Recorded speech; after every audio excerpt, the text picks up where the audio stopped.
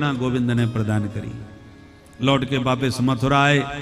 ब्रजवासियों की याद बहुत सताने लगी, तो एक दिन अपने मित्र उद्धव से कहा, मित्र तुम मेरे अंतरंग मित्र हो, ब्रजवासियों को याद करके मैं बहुत विवल हो जाता हूं, सब कुछ भूल जाता हूं। मथुरा में सब कुछ है, पर फिर भी ऊधो मोहे ब्रज बिसरत नाही, हंस सुता को सुंदर कलरव और कुंजन की छाही, मोहे ब्रज बिसरत नाही। यह मथुरा कंचन की नगरी, मणि मुक्ता जह माही, जब ही सुरत आवत बा सुख की, जिय उमगत सुध नाही, ऊधो मोहि ब्रज बिसरत नाही। ऐसा वर्णन किया भगवान ने उद्धव के सामने कि उद्धव जी आश्चर्यचकित रह गए। कैसा होगा वो ब्रज जिसको गोविंद इतने भाव के साथ याद करते हैं, जिन ब्रजवासियों को याद करके इतने विह्वल हो रहे हैं। उत्कंठा मन में जगी। भगवान बोले, मित्र अब मेरा एक काम तुम ही कर सकते हो, तुम जाओ ब्रजवासियों को ऐसा उपदेश देके समझाओ कि वो सब के सब निर्गुण निराकार ब्रह्म में अपने मन को लगा के समाहित चित्त हो जाए। क्योंकि जब तक वो मुझे याद करते रहेंगे, मेरा मन बार बार ब्रज की ओर जाता रहेगा। प्रेम अन्योन्याश्रित होता है। आप जिसका निरंतर चिंतन करेंगे, उसका चित्त भी तुम्हारी ओर खींचेगा। इसलिए मित्र, वो मुझे बहुत याद करते हैं, इसलिए मेरा ध्यान बार बार ब्रज की ओर जाता है, तुम उन्हें समझा के आओ। उद्धव जी ने कहा, ठीक है सरकार, आपकी आज्ञा है तो चला जाऊंगा। और मन में विचार किया, मेरे जैसा विद्वान, वेदांत में निष्णात, मैं जब अपना वैदुष्य के साथ वक्तव्य दूंगा, तत्त्वमसि प्रज्ञानम ब्रह्म अहमात्मा ब्रह्म सोहम, जहत अजहत लक्षणा व्यंजना के द्वारा इन महाभाग्यों की समीक्षा करूंगा तो कौन समझेगा वहां पर प्रभु की आज्ञा है तो अवज्ञा करना ठीक नहीं। चले जाते हैं, अभी समझा के आ जाते हैं, चले गए। जाते जाते भगवान ने अपना पीतांबर ओढ़ा दिया उद्धव को, और जैसे उद्धव पीतांबर पहने हुए ब्रज भूमि में प्रविष्ट हो गए, सूर्यास्त हो रहा था, गोधूली बेला थी, गायों के आने से इतनी धूल उड़ रही थी कि किसी को रथ नजर ही नहीं आया। नंद द्वार पर रथ स्थापित करके जैसी नंद भवन के भीतर घुसे, नंद बाबा की दृष्टि पीतांबर पर पड़ गई। उद्धव जी सांवले हैं और पीतांबर गोविंद का पहने हैं, तो नंद बाबा को भ्रम हो गया, मेरा नंद नंदन आ गया। भागे वेग से। नंद प्रीतः परिस्वज्य वासुदेव धिया। कृष्ण की भावना से तुरंत उद्धव को गदगद होकर हृदय से नंद बाबा ने लगा लिया। पर उद्धव जी ने जब अपना नाम लेके प्रणाम किया, तब नंद बाबा सावधान हुए। पर प्यारे की हर वस्तु प्यारी लगती है। मेरा कृष्ण नहीं आया कोई बात नहीं, परंतु उसका संदेश लेकर के उसका सखा तो आज आया। अनेक कुशलक्षेम उद्धव से पूछने लगे। सारी रात नंद बाबा उद्धव जी से चर्चा करते रहे, कृष्ण कैसा है, उसे कभी हमारी याद आती है कि नहीं। भाव विबल होकर के गदगद कंठ हो जाते हैं। जसोदा मैया की वाणी से तो एक शब्द नहीं निकल पाता। कृष्ण नाम मुख से निकलते ही अत्यंत भाव विबल हो जाते हैं। और उन्हें सदा यही स्मरण में रहता है कि कृष्ण अंतःपुर में विश्राम कर रहे हैं, अभी माखन खा के सोए हैं, और उसी भाव में सदा डूबी रहती है। सारी रात बातों बातों में कैसी बीत गई पता ही नहीं चला। उद्धव जी ने बहुत समझाया। इतने में गोपियों को पता चला कि कोई आया है, तो रथ को घेर के खड़ी हो गई। अरे रथ तो ये वही है, इसी में बैठ के गए थे हमारे घनश्याम, लगता है अक्रूर आ गया। तब तक उद्धव जी यमुना स्नान करके प्रातःकाल लौट रहे थे। उन पर दृष्टि गई तो चारों तरफ से घेर लिया। अरे ये तो बिल्कुल हमारे प्रियतम जैसा ही है, कौन है? जब उद्धव जी ने कहा मैं तुम्हारे लिए तुम्हारे गोविंद का संदेश लेके आया हूं, फिर तो गोपियों ने प्रश्नों की झड़ी लगा दी। मेरे लिए क्या कहा? उद्धव जी बेचारे किंग कर्तव्य विमूढ़ उनकी भाव स्थिति को देखते ही रह गए। एक गोपी बोली, छोड़ बहन, उसको कहां हमारी याद आती होगी, वो तो कुब्जा के प्रेम में हम सबको भूल गया होगा। एक बोली, सखी ब्रज को छोड़ के तो वो ऐसा भागा है जैसे जंगल में आग लगने पर सारे बनचर जंगली जानवर भाग जाते हैं उसे छोड़ छोड़ करके। एक बोली, हाँ सखी, ऐसे भागा है जैसे फलहीन वृक्ष से पक्षी सब उड़ जाते हैं। हजारों दृष्टांत दे डाले। जैसे भोजन करके अतिथि चले जाते हैं, जैसे दक्षिणा लेके पंडित जी चले जाते हैं, जैसे अध्ययन करके विद्यार्थी चले जाते हैं, जैसे धनहीन पुरुष का वैश्या परित्याग करके चली जाती है, जैसे पुष्प का पराग लेके भौरा उड़ के चला जाता है। इतने में एक भौरा गुंजार करता हुआ किशोरी जी के चरणों में बैठ गया, तो गोपियों को लगा ये भी कोई नया संदेश लेके आया है, तो भौरे से बातें करने लगी। इसी गीत का नाम भ्रमर गीत है। भौरे के माध्यम से गोपियों ने यह गीत गाया है।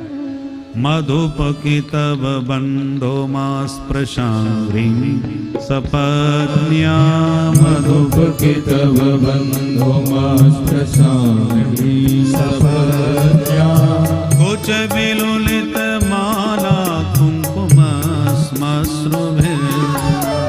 कुच विलुलित माला कुंकुमस्मश्रुभिः, बहत मधुपतिस्तन्माननीनां प्रसादम्, बहत मधुपतिस्तन्माननीनां प्रसादम्, यदु सदसि विडम्ब्यं यस्य दूतस्त्वमेव, यदु सदसि विडम्ब्यं यस्य दूतस्त्वमेव, मधुपकितव बन्धो मधुपकितव बन्धो मधुपकितव बन्धो।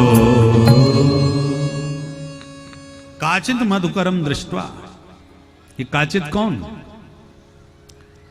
के प्रेमात्मके सुखे आसमंता चित ज्ञानम यस्या सा काचित श्री राधा।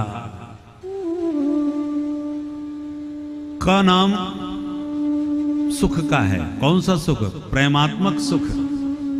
प्रेम पूर्वक प्रीति का जो परमानंद है। आसमंता चित ज्ञानम, अर्थात राधा रानी को और कुछ आवे न आवे परंतु प्रेम करना भली भांत आता है। प्रेम के स्वरूप को राधा रानी जितनी गहराई से जानती हैं उतना कोई नहीं जान सकता। इसलिए राधा रानी को ही काचित कह के सुखदेव जी याद कर रहे हैं, क्योंकि राधा शब्द से स्पष्ट नहीं बोल पाते। प्रेम समाधि लग जाती है सुखदेव जी की। राधे शब्द कहते ही समाधिस्थ हो जाते हैं। इसलिए काचित कह के किशोरी जी का स्मरण किया। के प्रेमात्म के सुखे चित ज्ञानम, जो प्रेम के स्वरूप को भली प्रकार से जानती हैं, प्रेम निभाना जानती हैं, प्रेम करना जानती हैं, तत् सुख सुखित्वम के भाव में सदैव स्थित रहती हैं।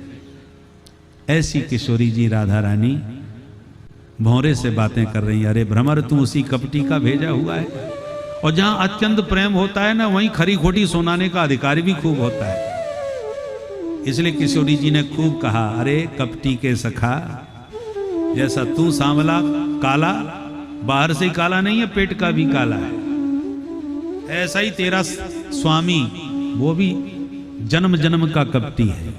मोहरा तो स्वभावतः गुनगुन गुनगुन कर रहा है। एक गोपी बोली, हमसे पूछ रहा है क्या कपट किया तुम्हारे साथ, बताओ जरा। तो एक गोपी बोली, मैं सुनाऊं।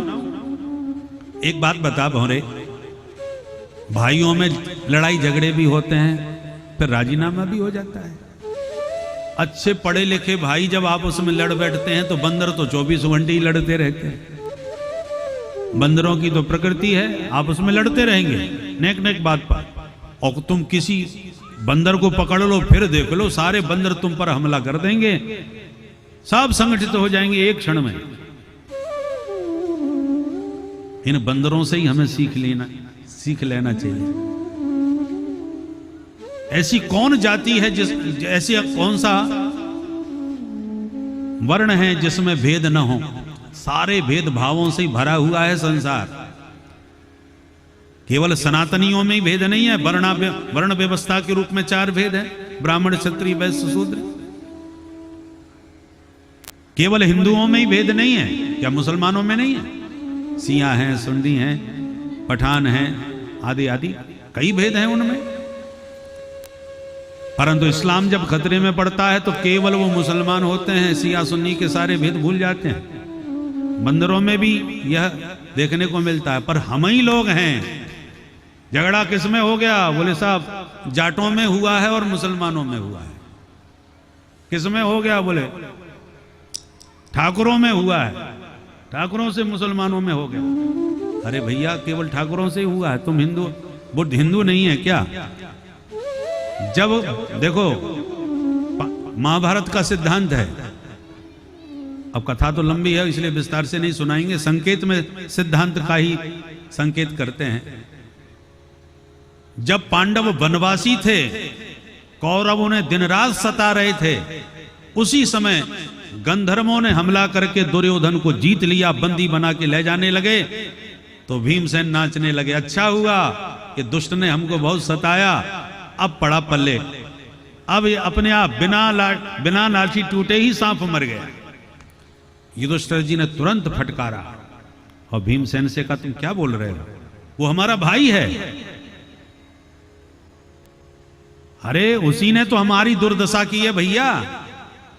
भीमसेन बोले, युधिष्ठिर जी ने कहा सुनो, भाइयों में झगड़े होते ही रहते हैं, हम भाई हैं, हमेशा लड़ेंगे, लड़ते रहेंगे, परंतु हमारे घर की लड़ाई है और जब आपस में लड़ेंगे तो वो 100 हैं और हम 5 हैं। किंतु यदि बाहर का व्यक्ति हम पर हमला करता है, हमारी लड़ाई का लाभ लेना चाहता है, तो बाहर वाले के लिए हम 105 हैं। कभी अपने अंदर भेद नहीं मानना जीवन में। इसलिए मेरी आज्ञा है तुरंत जाओ गंधर्वों से युद्ध करो और मेरे भाई दुर्योधन को तत्काल मुक्ति दिलाओ। आदेश सुनकर के तब अर्जुन और भीमसेन को जाना पड़ा, गंधर्वों से युद्ध करके दुर्योधन की मुक्ति करवाई। ये सिद्धांत है। भाइयों में झगड़े होते हैं, हर घर में झगड़े होते हैं, मनमुटाव होते हैं, पर आपस में चाहे जितने भेद हों, बाहर का कोई भी व्यक्ति आपके भीतर के भेदभाव का लाभ ना उठाने पावे, ये हमेशा याद रखना चाहिए। इतिहास से शिक्षा लेना चाहिए। पहले जमींदार, छोटे छोटे राजा आपस में लड़ते भिड़ते रहते थे, इसलिए बाहर के इन आक्रमणकारियों ने उसका फायदा उठाया, एक दूसरे को लड़वाया, फूट डालो राज करो की नीति अंग्रेजों ने अपनाई, आपस में लड़ाया और अंत में सबको अपना गुलाम बना करके सत्ता को संभाला। हम सबको बरसों तक गुलामी की दास्ता करनी पड़ी। इसलिए हमें सावधान रहना चाहिए। हम आपस में कितना भी मतभेद रखते हों, परंतु हमारे धर्म पर जब संकट आवे, हमारे राष्ट्र पर जब संकट आवे, तो सारे मतभेद भुला करके हमें सिर्फ भारतीय बन करके, सिर्फ सनातनी हिंदू बन करके संगठित हो करके, क्योंकि जब तक संगठन हमने यदि संगठित समय होते हुए हम संगठित नहीं हुए तो अपने अस्तित्व को हम गंवा बैठेंगे, अस्तित्व को खतरे में डाल देंगे। इसलिए हमें सदैव सावधान रहने की आज वर्तमान में विशेष आवश्यकता है। बोल भारत माता की, सनातन धर्म की। गोपियां कह रही हैं, भ्रमर, बाली सुग्रीव बंदर जाति के थे, हो गया झगड़ा आपस में, पर तेरे इस काले कपटी स्वामी ने सुग्रीव को सखा बना लिया और बाली को छुप के बहेलिया की तरह उस बेचारे का शिकार कर दिया। बोलो उसके साथ अन्याय नहीं किया इसने? दूसरी बोली, बहन मैं भी सुनाऊं एक कहानी। सुना। बोले बेचारी सूपनखा इनसे शादी कराने आई, बड़ा सुंदर मेकअप करके हाथ जोड़ के बोली हमसे शादी कर लो, क्योंकि तुम्हारे पिताजी ने भी 3-3 शादी करी हैं। अरे इसकी तुम्हारा विवाह हो गया तो क्या हुआ? पर इस कपटी ने उसको नकटी करके भगा दिया। विवाह तो किया ही नहीं और दूसरे के मतलब की छोड़ी नहीं। अब बोल, ऐसा कोई प्रेमी मिलेगा जो अपने प्रेम करने वाले के साथ इतना क्रूर व्यवहार करे? एक बोली, मैं भी सुनाती हूं सखी एक कहानी। क्या? बोले एक दिन ये बौना बन के बलि के यहां गया था, छोटे छोटे चरणों से भिक्षा मांगी कि मुझे 3 चरण भूमि दे दो, और नापने का नंबर आया तो ऐसे लंबे चौड़े हाथ पैर बढ़ा दिए कि बेचारे का सर्वस्व लूट लिया। उद्धव जी खड़े खड़े सुन रहे थे, उनके होश उड़ गए। मैं इनको गंवार ग्वाली नहीं समझ रहा था, ये तो सब जानती हैं, वे ही राम हैं, वे ही कृष्ण हैं, वे ही वामन हैं। चरणों में गिर पड़े। 6 महीने तक उद्धव जी को होश नहीं आया कि मुझे लौट के जाना है। अंत में ब्रज गोपियों की चरण रज को माथे से लगा के कहते हैं, आसाम हो चरण रेणु जो सामहं श्याम, वृंदावने किमपि गुलमलतौ सदीना। हे प्रभु, मैंने जीवन में जो भी पुण्य किए हों, एक ही फल मांगूंगा कि श्री धाम वृंदावन में मुझे जन्म मिले। जब जब जन्म मिले वृंदावन का वासी बनो, गुलमलता औषधि जो चाहो बनाओ, पर ब्रज में भेजो। ऐसी भावना से भरे लौट के वापस गए। देखते ही दूर से भगवान मुस्कुरा के बोले, आओ ज्ञानी जी महाराज। ऐसा प्रवचन दिया, 6 महीना का समय लगा दिया। उद्धव जी बोले, बात मत करो, तुम कितने निष्ठुर निर्दयी हो, ये आज मुझे पता चला। और जो खरी खरी भगवान को सुनाना प्रारंभ किया, प्रभु हंसने लगे, प्रसन्न होके बोले, अब मैं समझ गया कि तुम पर पूरा ब्रज का रंग चढ़ गया। हृदय से लगा करके कहा, मित्र यही रूप तुम्हारा देखना चाहता था। भगवत रसिक रसिक की बातें रसिक बिना कोई समझ सके ना। मैं गोपियों के प्रेम की चर्चा करना चाहता था, पर कोई सुनने वाला नहीं था। एकमात्र तुम मेरे मित्र हो, पर तुम प्रेम से कोसों दूर थे। सुनाता तो तुम बदले में मेरे कोई प्रवचन सुनाने लग जाते, पर अब तुम मेरी बात को समझ पाओगे, क्योंकि प्रेम क्या होता है तुमने प्रेमियों के बीच रह के जान लिया। ऐसे प्रेमी उद्धव के साथ एक दिन कुब्जा के घर कृपा करी और एक दिन अक्रूर जी को भी अनुग्रही